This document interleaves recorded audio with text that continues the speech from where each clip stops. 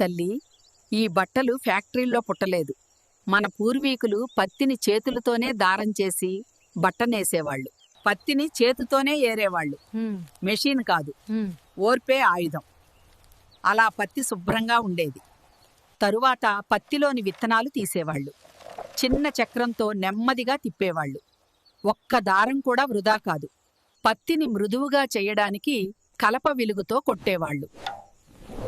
అప్పుడు దారం బలంగా తయారవుతుంది. ఇదే అసలు కళతల్లి, చెర్కాతో దారం తిప్పడం. ఓపిక ఉంటేనే మంచి దారం వస్తుంది. తిప్పిన దారాన్ని గుంపులుగా చేసేవాళ్లు. రంగు వేసే ముందు దారం ఇలా సిద్ధం. అప్పుడే బట్టకు ప్రాణం వస్తుంది. రంగులు ఫ్యాక్టరీ నుంచే వచ్చాయనుకుంటున్నావా? కాదు తల్లి, పసుపు, నీలి, చెట్ల తొక్కలే రంగులు. మట్టి పాత్రల్లోనే రంగు మరిగించేవాళ్ళు.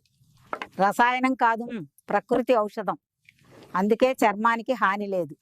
దారాన్ని రంగులో ముంచి నెమ్మదిగా బయటికి తీసేవాళ్లు. రంగు లోపలికి చొచ్చుకుపోతుంది. ఎండలో కాదు తల్లి, నీడలో ఆరబెట్టేవాళ్ళు.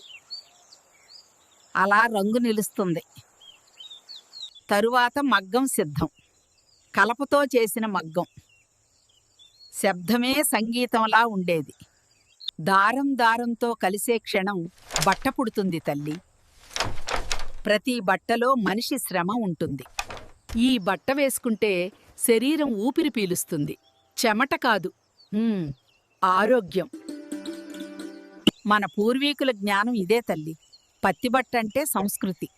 మళ్ళీ దీనికే తిరిగొస్తే మనమే బావుంటాం.